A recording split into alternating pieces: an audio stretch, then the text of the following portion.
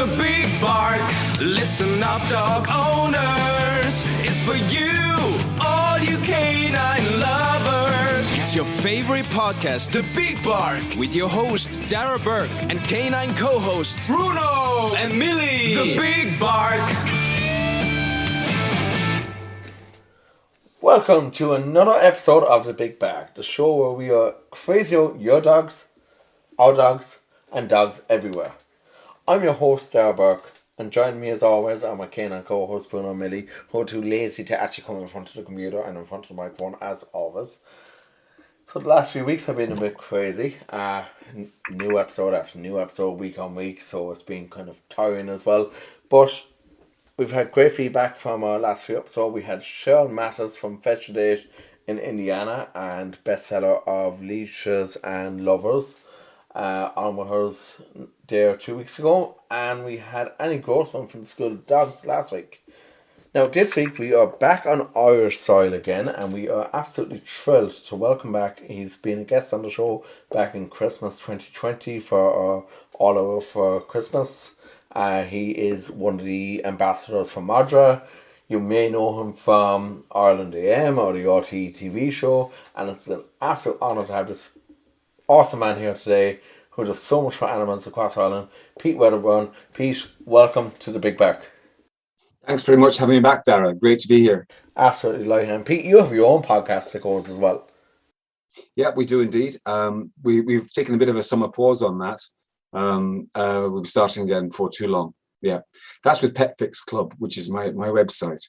We launched that last November, and so that's keeping me busy, along with being a vet in practice in Bray. So those are my, I suppose, two main projects that I'm involved with. So Pete, I know last December when we had you on, you chatted a bit about Petfixclub, and for anyone who is not familiar with yourself or Petfixclub, tell us a bit about it. Okay, well, I suppose what Petfixclub is a natural development of what my life's work has been, which has been essentially spreading information, good quality information about pets through the media. And so, I write regular newspaper columns, regional newspapers in Ireland, the Daily Telegraph in the UK, and more recently, the last 6 months, I've been writing a weekly column in the Examiner every Monday. So I've always been talking about pets in newspapers, and I've done television for over 20 years now, between way back Echo Island on RTE, and then I was the Ireland AM vet for many years, and then more recently I was doing the Today Show on RTE. So I've been doing television, and I've also been doing radio through most recently through News Talk and Pat Kenny Show. So all of those ways of using, if you like, the mass media to spread good quality information about pets.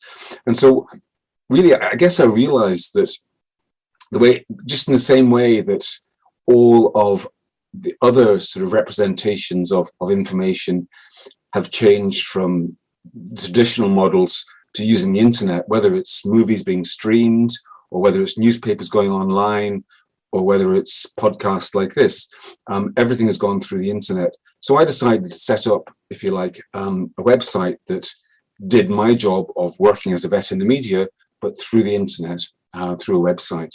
And that's really what Petfixclub is. So what happens is people sign up, and they can sign up for free for a month so they can see what it's like. And I'd encourage anybody to do that. There's three, I suppose, pillars of Petfixclub. The first one being an online library of resources. So if you want to know about cruciate disease, or lumps and bumps on your dog, or diabetes in your cat, whatever, you can find articles that I've written on these topics. And we've done a couple of hundred of really professional videos explaining some of the more complex issues that pets get. So there's a library full of all that stuff. Then as well as that, we have an online shop, basically a pet shop that you can get anything that you want for your pet. And then the third aspect is, I suppose, an element of personalized pet care. And that involves things like a triage tool. So it helps you work out if you need to take your pet to the vet. There's a personalized pet planner, which I love which is basically the website asks you about 50 questions. You can do them bit by bit or all at once. And at the end of it, it gives you color-coded recommendations as to what you need to do to give your pet their best life. And that would be, green would mean you're doing everything absolutely bang on. So you're walking a dog twice a day, you're brushing its teeth regularly, blah, blah, blah. Amber means there's a few tweaks you need to do. And red means you really need to take urgent action. So if you haven't wormed your dog for 2 years, you really, really need to do it. So the personalized pet planner helps people work out and what they need to do to give their pet their best life. And the third part then of the pet care section, which has turned out actually to be the most popular part of the website, is an Ask a Vet question. And what that means is people, if they've got a query of any kind about their pet, they type it into the website and they click on send. And usually within an hour, I'll get back to them with a response. As a personal response from me, basically giving them feedback on just in general the best way to approach the problem that they're dealing with. It absolutely doesn't take place of going to the vet. I think you always need to go to the vet for serious problems. There's no doubt about that. What people sometimes wonder about is, do I need to go to the vet with this problem? Or they might go to the vet and they might say, well, the vet said this, what does that mean?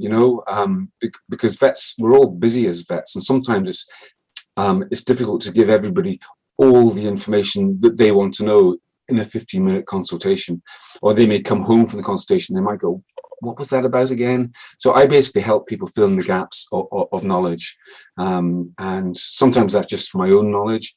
Other times I'll refer them to really good websites that I know that give them the information. It's very hard as a pet owner to navigate the internet. I've always found that if I Google a common pet problem, I know that the websites I get taken to aren't the best ones to give the information, because what happens with websites these days is people who run the websites tend to stuff them with search, with keywords and so on.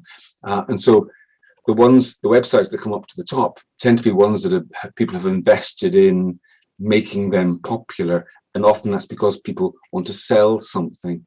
And so, what I know is I know what's a really helpful information type website. So I would refer people to those really helpful websites rather than what search engines tend to push them towards. So that I suppose is in essence what Petfixclub is. And people can use those facilities and they can send as many Ask a Vet questions as they want. And what we do is we charge, after the first 3 months, we charge them €7 a month. Oh, as well as that, by the way, they get discounted prices in the pet shop. So in my mind, what happens is essentially it pays for itself, because if they buy their food and their other things they need for their pet, then they'll get the money back anyway through the discounts. So that's really how it works. That's pretty cool. And I know myself, I've used it a couple of times myself, and I definitely need to buy a few things for Bruno Milly off the store as well, because I've looked at your store, there's such a huge array of products on the store. Yeah. So, Pete, you've been a vet for years, and I think there's a couple of different topics that we want to talk about today. And one of those is, I suppose, especially amongst maybe older dogs, it's and not even just dogs, it's cats as well. And it's one that we were talking about before you came on air, there via email a couple weeks ago, and it's canine and feline cognitive disorder. So for anyone who doesn't actually understand what this is, would you mind explaining exactly what that is? Well, I suppose the easiest way to describe it is dementia in pets. And just as dementia is incredibly common in humans. Something like 50% of us, once we reach the age of 85, about 50% of us will develop dementia. It's that common. It's astonishingly common. And it also is that common in older dogs and cats. And it's something which is often not recognized as such. People often just think that their older pet is getting old and changing because they're getting old. But what we know now from more observation, and also importantly from more dynamic imaging, in other words, doing special types of MRI scans of dogs and cats' brains, we know that they suffer similar types of changes to the brain that humans with dementia do. And if you analyze pets' behavior, they show similar types of behavioral changes. Now, they can't express themselves, they can't talk, obviously, so they can't, it's not maybe as obvious that they can't remember who you are, but once you bear in mind, once you have in your mind, yes, my pet may have dementia, you can then understand why they're behaving differently. And then there are some treatments that can help that a little bit. But I think probably more importantly, pet owners can understand what's happening. And understanding what's happening is the best first stage to actually dealing with it. And that's very true, because obviously you hear of different dogs around the world who have managed to understand, maybe there's one or two dogs around the world who understand maybe 2,000 words of the English language. But that's only a handful of dogs. Most dogs, if you're speaking English to them, they don't understand. And their language is say not just barking, it's calming signals and other forms of body language to give off. And as humans, we don't understand that. So it's kind of how communication is definitely a big issue between us and our dogs. It really is. We're getting much better at it. There's a really good book I've got here. I don't know if you've come across this one. It's by somebody called Zazie Todd, and it's called WAG: The Science of Making Your Dog Happy. And a lot of this book it's basically it's like it's all about things like motivation and training and how dogs interact with people, how dogs are social, what you can do to make your dog happier when they go to the vet. And it's all about, I would say a lot of this is about communication, about communicating with dogs effectively, because we're not very good at it. We tend to treat them like little people. So we tend to repeat saying the same phrase to them all the time as if they'll suddenly understand it. But of course they don't, because they're not little people. So we need to learn to understand them and to treat them accordingly. So Pete, with cognitive disorder, what are the signs really for an owner to watch out for? Well, I think the most obvious signs are visible changes in behavior, changes. So you're looking for change. So I suppose you're talking about older pets, and that means dogs and cats over the age of 10, it can start. And certainly over the age of 15, I'd say it's very, very common indeed. And so the sorts of things would be sleeping disorders. So dogs they would start sleeping more. They might wake at the wrong time of day. They lose their usual daily pattern. So they might wake up at 2 a.m. and start barking. And then they might sleep till lunchtime the next day. So that's one part. Generally, random vocalization is a big part of it as well. So just barking a lot generally, just for no particular reason you can work out. Then also losing spatial awareness. So normally if a dog wants to go out through the door, they will go to the side of the door where they can go through when you open the door for them. But what they will tend to do with cognitive decline is they'll go to the side of the door where the hinges are, where obviously they can't go through when you open the door. So they get confused like that. What they will also do is they will sometimes start to they'll do things like just go and stand in the corner, just looking into the corner of the room for no particular reason. They'll just behave in an odd way like that. Their behavior changes in that way. They also often have what we know also with humans with dementia, and actually this is something my own mother died of dementia some years ago, and through her illness I learned a lot about humans with dementia. And one of the things that I learned that may be obvious to listeners, maybe not, is that what happens in dementia is the brain basically degenerates due to various reasons, whether it's vascular causes or whether it's plaques forming on the brain, or whether it's chronic inflammation in the brain, whatever. The brain structure changes. And when the forebrain structure changes, people lose their reasoning and memory.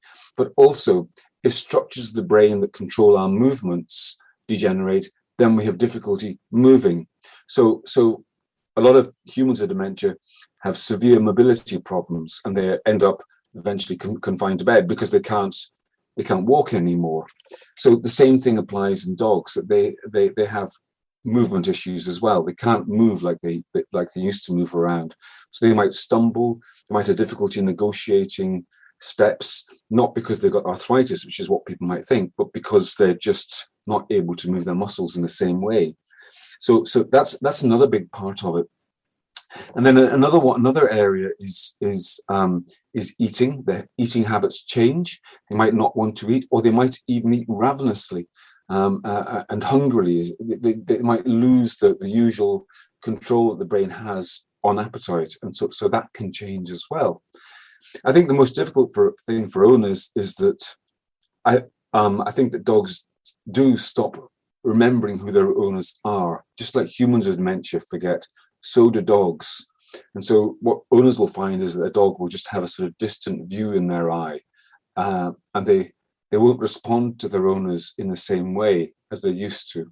And this is very, very upsetting for people, because they, just as with humans with dementia, you lose the person before they die. The same with your pet, that you lose your original pet because the animal doesn't recognize you anymore, and they become a different animal in many ways, and that's a very difficult thing. Yeah, absolutely. And that's obviously something it must be so upsetting for so many dog owners. Like, if they own the dog they've had for years doesn't recognize them, that's got to be very upsetting. And you look at, especially last year, I suppose we look at the mental impact that COVID has had on a lot of people, and something like that, obviously that has to have a profound effect on someone's mental health as well. If their own dog who they've had for years doesn't remember them. Yes, it's difficult. It's not always so obvious, because, as I say, they can't talk, so you don't have those conversations. It's more a behavioural change that people will notice. So really, it's very broad, and it is mixed up also with other diseases of old age. So often a dog with cognitive decline will also have arthritis. So they'll be finding it difficult to go up steps for that reason as well. And often there may be other underlying diseases like chronic renal disease or chronic liver disease. So you have these what's called comorbidities, in other words, different diseases happening at the same time, which can make quite a confusing picture. And that's one of the reasons why it's really important. If you think your dog's got dementia, got cognitive decline, you shouldn't just make that diagnosis and presume that's what it is and struggle on. You should go to your vet, because they will help. They'll do a full assessment of your pet, including most likely blood samples and maybe urine samples, and they'll help you work out, is the cognitive decline the only issue, or are there other issues as well that are making it more complex? Yeah, and Pete, you mentioned arthritis there, and I know one of the things that we previously talked about there was you look at the advances in medicine, and you mentioned to me there's a lot of advances in, especially in arthritis treatment. Oh, listen, that's probably the biggest good news story around at the moment for dogs and for cats. Is for many, many years, the mainstay of treatment for arthritis has been a group of drugs known as non-steroidal anti-inflammatory drugs, of which the most simple version would be aspirin, but there would also be a drug called carprofen, which would be well known as Rimadyl or Canadryl. There's lots of different generics of that particular drug.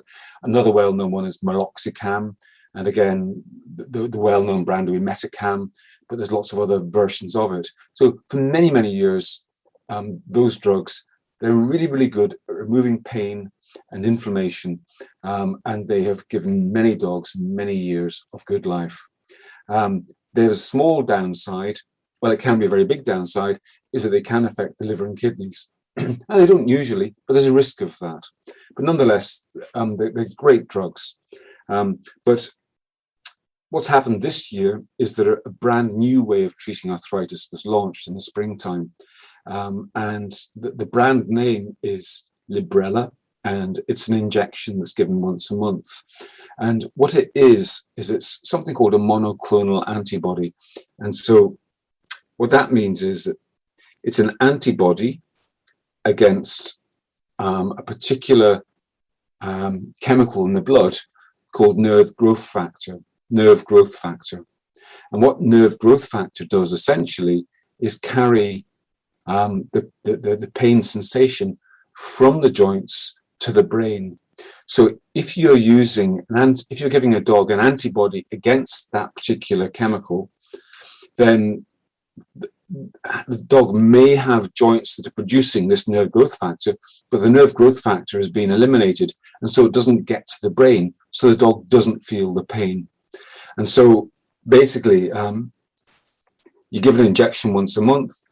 The monoclonal antibodies in Librela, they mop up all the nerve growth factor, and your arthritic dog doesn't feel pain.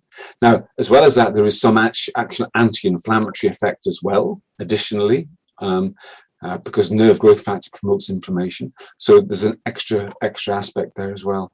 And I mean, the theory is one thing, but what is really remarkable is the practice. And what I mean by that is dogs that have been struggling around for years, they've been given non-steroidal drugs and they've been helped, but they're still struggling. They're given a couple of injections of this new product, and they're just like new young dogs again. Really, it's rare for us to have a new drug that is like a miracle drug, but this one is like that. And there's a version for cats as well. It's called Silencia. I have a 16-year-old cat who has really bad arthritis, and worse than that, she actually has kidney failure as well. So I can't give her the normal non-steroidal drugs. So I was giving her just glucosamine, chondroitin sulfate, and I was giving her mackerel oil, and that was going to helping her a bit. But she'd stopped going upstairs because she had painful joints, and she was hobbling around the place, and she was obviously in pain, and it was difficult to watch her. So she started on the once monthly injection of Silencia, and again she's like a different cat. She's able to go upstairs again for the first time in years, and she doesn't hobble anymore. She walks around normally. So these are prescription only drugs, and they that means that you have to go to your vet, you have to confirm that your pet has the type of arthritis that this will work well with. But if they do have it, then it's fabulous. It's expensive.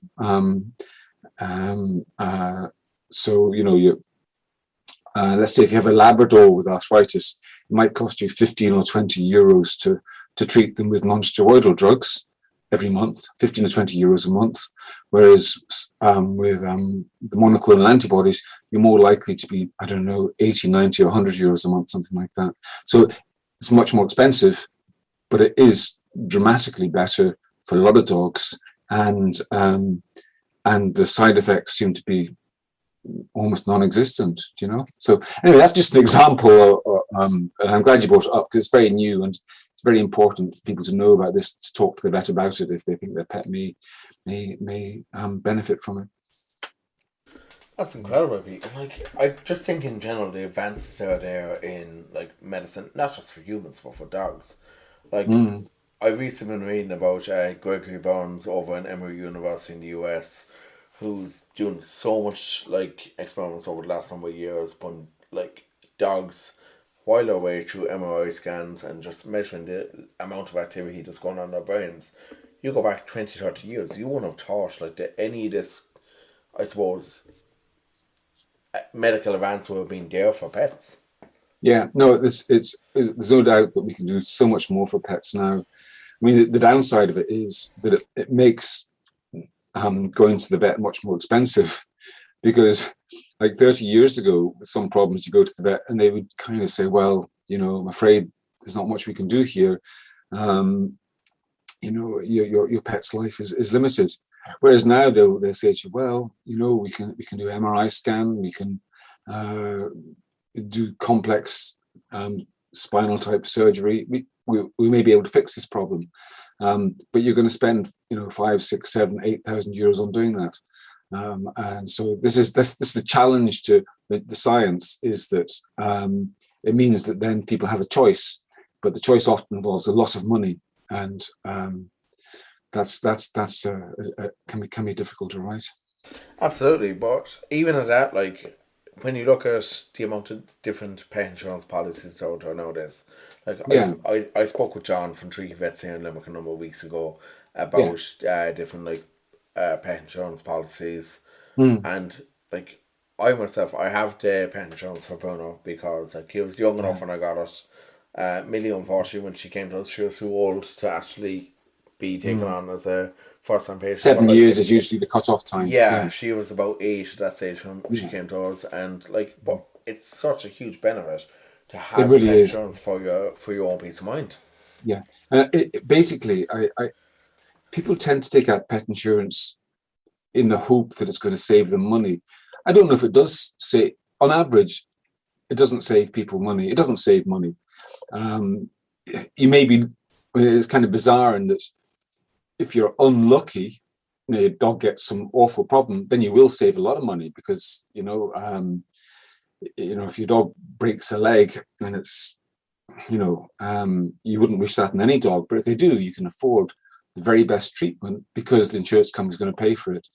But if your dog doesn't doesn't break its leg, then it's going to cost you every month, and you might never need it.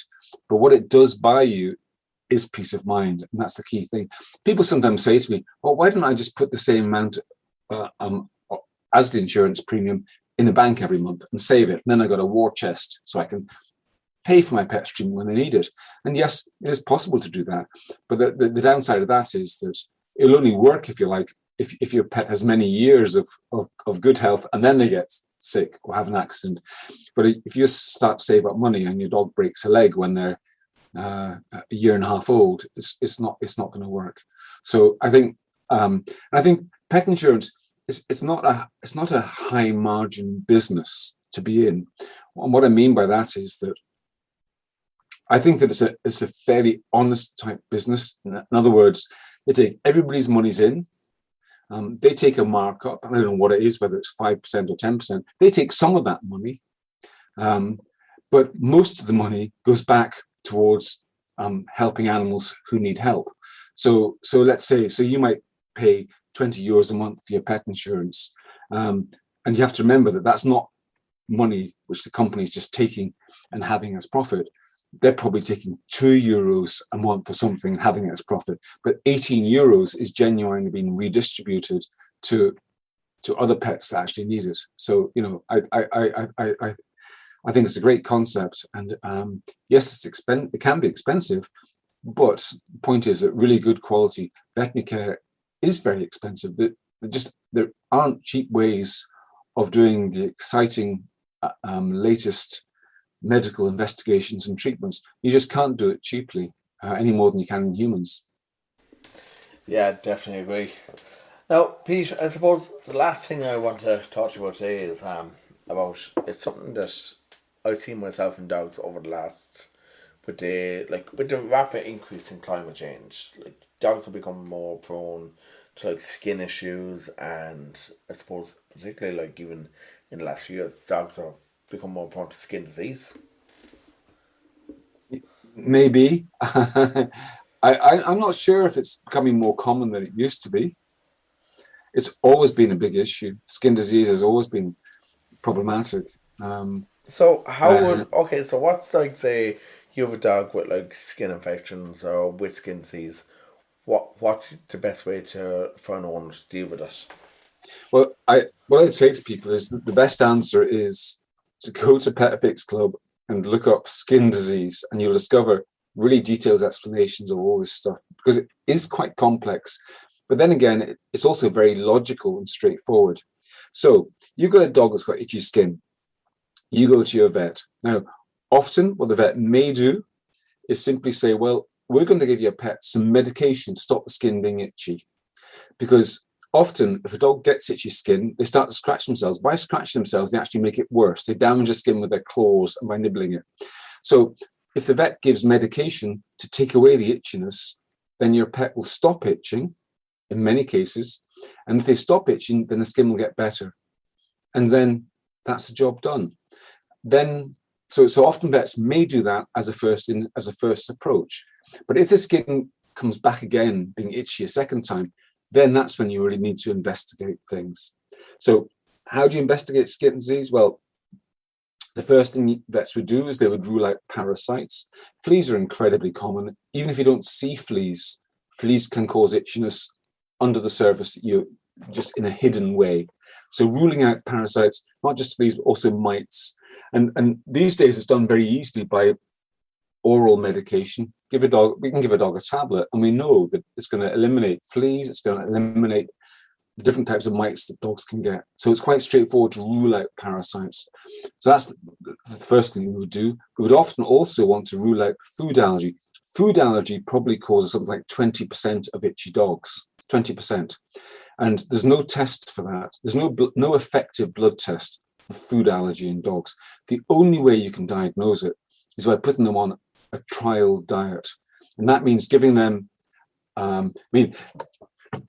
allergies are to proteins. And so what you have to do is you have to give a dog a diet with very restricted proteins for a period of about 6 weeks. And you can do that by using, if you like, a home cooked type approach. You might use proteins the dog's never had before, such as mutton and potato, something like that. Or you can use commercial, so-called hydrolyzed diets. These are diets that have been pre-digested, so they don't contain any protein chains that can cause an allergy. Whichever way you decide to do it, you put them on a food trial for about 6 weeks, and they must have nothing but the special diet. If it's food allergy, they'll stop itching completely. And you can then try them with different diets to see what they can tolerate. So ruling out parasites and doing a food trial, that will often be the first thing that a vet will do.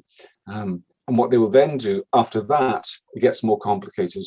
They may take skin scrapes. They may take a skin biopsy to have it analysed in the laboratory to actually see under the microscope, what sort of changes are happening at a microscopic level in the skin.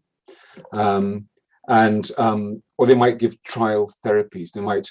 There's a very, very common problem called atopy, which is essentially allergies to dusts and pollens. And that's very common. And one of the ways it's diagnosed is simply by giving there's like a number of criteria, and one of them is response to anti-inflammatory medication. In other words, you give them medication and they get better, and then stop the medication and they get worse again. Then that's one of the keys to making the diagnosis. And if they have atopy, then that's an allergy to dust and pollens. You can't remove dust and pollens from around the dog. You can't do that. So you have to give them. There's two approaches to treatment. One of them is long-term anti-inflammatory medication, and people will be familiar with that. That's like your dog basically having a tablet every day or every second day forever, or possibly an injection once a month forever. But the other way of doing it is what's called hyposensitization or immunotherapy, where you actually do another type of test to find out which pollens exactly, which dusts exactly are causing the allergy, and then you give a very diluted version of that to your dog regularly once a month forever, and that desensitizes them. And the problem with that is it only works well in around 50 to 70% of dogs, and it's quite expensive. So vets don't tend to rush to do that because it's because it like if it was 99% successful, we do it all the time. But because of the relatively low efficacy, we don't tend to use it as much as people might think we would. So there you go in a nutshell. But like skin disease is huge. It's a massive problem. And that's why I've written about it and done videos about it so much on Petfixclub, because, understanding it is the key, understanding why your pet's itching in the first place. And yeah, I know myself, even from during some of the, both Milly and Bruno, they both had to go on anti-inflammatory tablets because they both got, I believe what the vet said at the time, it was an allergic reaction to whatever pollen or whatever was in the air, and the tablets cleared it up, but yes, that's not always going to be the case either. Yeah, it's often a seasonal problem. So there'll be some dogs that would need these tablets maybe for May, June, July, August, September, and then they're fine in the winter. So, it depends. So Pete, what's the plan now going forward for Petfixclub? Well, basically we launched last November, and it's been a very interesting sort of process. It's like any other startup in a sense that what you do is you have an idea for something that you hope is going to bring value to people. and you put it out on the market and you see how people react to it. And that's known as your first iteration. In other words, it's your idea put out to the world. But then what happens is the world responds to that. And so you discover very quickly what people like and what they don't like so much. And so then what you do is you focus on developing the things that they like, and you don't worry so much about the things that didn't really work. So that's the stage that we're at. And over the next 4 to 8 weeks, we're relaunching with a slightly different approach, with different emphasis, and the website will be different as well. And that's going to reflect what people have really enjoyed. And so when people go to it, they'll go, oh, right, there's more of that. And, oh, yeah, I can see that now. And so that's the idea. And probably there'll be many iterations over the years as well, as we gradually discover what really works. And I would also say that very much for us, Ireland is the pilot market. In other words, we're finding out what pet owners generally like and what they want by working with people in Ireland. But once we've done that, once we've evolved it to a stage that we're really, really happy that we're ticking everybody's boxes, then we'll be looking further afield. And in fact, in December, one of the exciting things that I'm doing is I'm going to speak at a conference on innovative pet care in Boston in the US, where I'll be talking about our experiences with Petfix and comparing and contrasting with other similar types of services that are available in the US and indeed in other countries. Because one of the really exciting things about the internet is that it's global. So that, you know, if I've put a website up, people in Ireland can go to it, but so can people anywhere in the world at any time at all. And, you know, the mission for Petfix is to provide high quality veterinary information to everywhere, to everyone, everywhere, all the time, at a good price. And that's what we'll try. That's our aim is to do. And everywhere means everywhere, literally. And I have to say, like, for me, one of the really exciting aspects of it is when I help somebody who's living in the Philippines and their cat's seriously unwell and they can't even find a vet. That to me is, you know, to be able to help them makes a huge difference to me. And I really value that. And, you know, there was a horse, of all things, on a remote island in Fiji that had a really big problem. Now, horses aren't my main thing at all, but nonetheless, you know, when somebody's in trouble with an animal and they can't get to a vet at all, then you certainly can help them. That's fantastic. And I'd say going to Boston, like getting back to like face-to-face like sessions, conferences. I know we were meant to originally be doing this face-to-face ourselves today. Like, I was meant to be coming to Dublin, but unfortunately the thing I was going to was cancelled. But, like, it must be, like, a great sense in one way of returning to somewhat normality. Yes. I mean, we're coming out of COVID, and it's great to be able to... We're having people back in the consult rooms now in the clinic. I mean, we've managed to work very well with the systems that we developed. But still, it's not the same. And the best thing is to be in a room with an owner, examining the animal with them, talking to them at the time. It works the best. And we're all happy that that's coming back on stream. All right, Pete. So if people want to find Petfixclub, what's the URL for them to go to? It's petfixclub.com, or you can just go to petfix.com either. Brilliant. And you're on Instagram and Facebook as well? I am indeed. Well, we are indeed. Yes. Brilliant. That's fantastic. Listen, Pete Wedderburn, aka Pete the Vet, thank you ever so much once again for joining me on the Big Bark. It's been an absolute pleasure to have you on today. Thank you, Darragh. It's been fun. The Big Bark, listen up, dog owners, is for you, all you canine lovers. It's your favorite podcast, The Big Bark, with your host, Darragh and canine co-hosts, Bruno and Milly. The Big Bark.